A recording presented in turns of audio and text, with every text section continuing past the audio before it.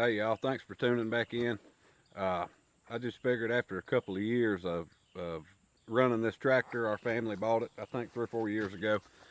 And I just figured I would take a minute to give you my personal thoughts and opinions on it. And if you're looking for a tractor, you're thinking about buying one, this may help sway you orange or not. So anyway, quick disclaimer, I don't work for Kubota. Me nor any of my family has ever received any money from Kubota. As a matter of fact, it's been quite the opposite. They have received from us way more than we ever will from them, I'm sure. So anyway, this is an honest review, honest opinion. All right, I'll start with the obvious first. Obviously, it's you know by the title, it's an MX 5200, 52 horse Kubota, 4-wheel drive, and something that was new to me whenever this tractor hit the yard was that right there. I've never seen that. Every tractor I've ever been on has been clutch, gearbox, transmission, but this tractor has the hydrostatic transmission, and that's the first thing I want to talk about. This the transmission on this tractor is there's not any, of course there's gears in there somewhere, but it's not, no clutch, it's just no manual shift or nothing. It rides literally like a lawnmower. You crank it up, you roll your foot forward, the tractor goes forward. You roll your foot backwards, the tractor goes backwards. Here's the stopper. I guess you can adjust your speed. We've never adjusted it. Well, we're not trying to run a race or anything, and we don't get it out on the road too much. So anyway, it's hydrostatic transmission. I told you a story. There is a manual shifter.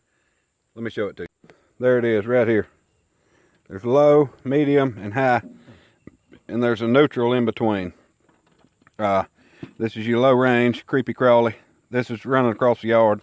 This is going up and down the road. But other than that, there's no other shifter. This lever over here is your cruise control.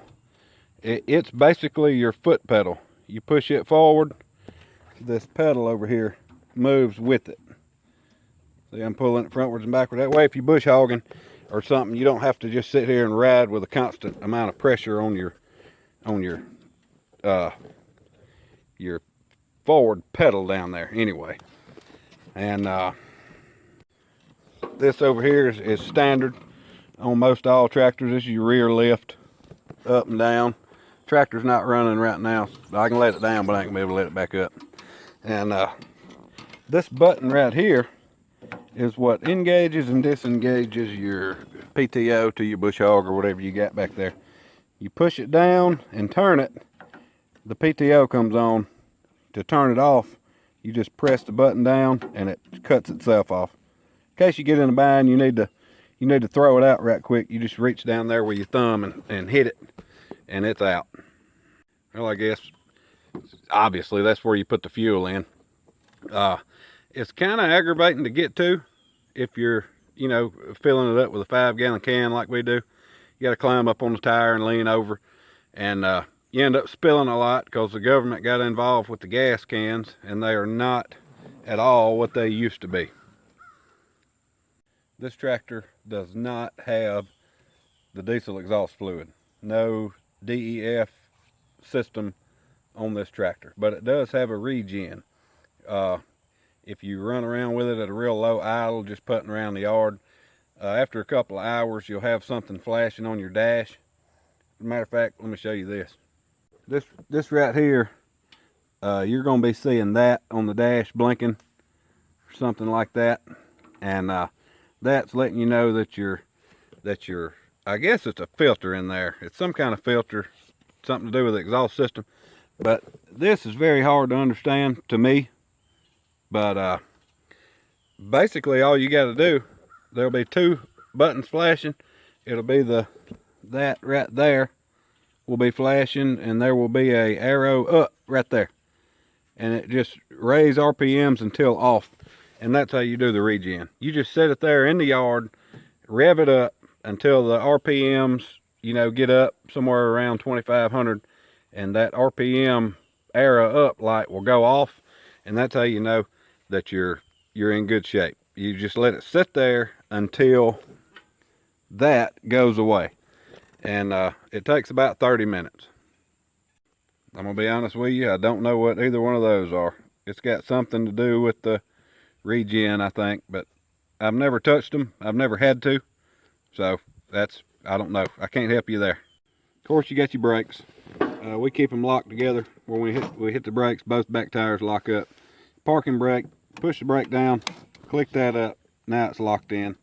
Push it down, it pops up. Simple as that. All right, this is your four-wheel drive.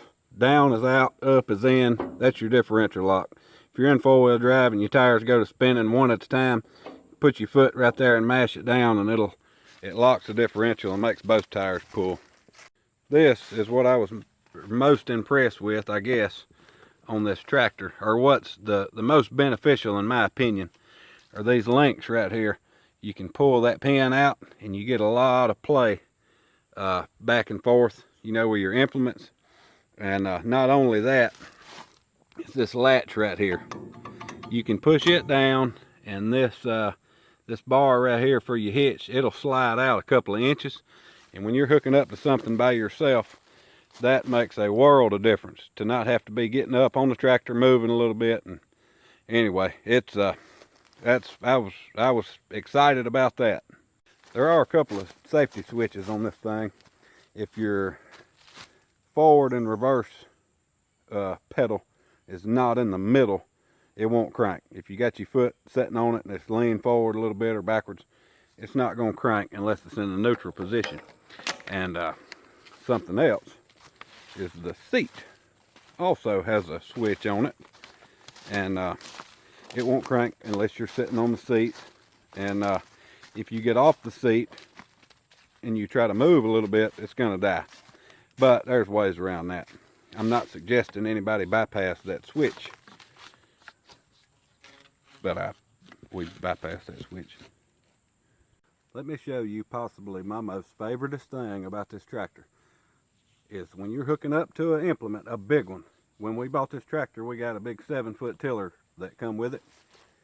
If you're hooking up to something by yourself, or if you have ever, you know what I'm talking about. And this right here is my favorite thing about this tractor, probably. You don't have to get on and off to get, you know, back up, pull up, back up, pull up, back up. Watch. If you did what I did to my seat switch, you can do this.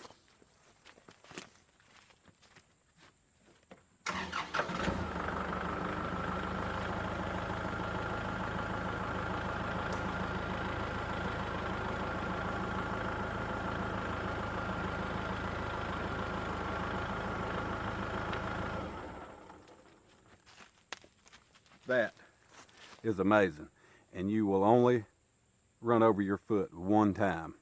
I promise. You'll remember the next time. Something else I want to talk about is the front end loader.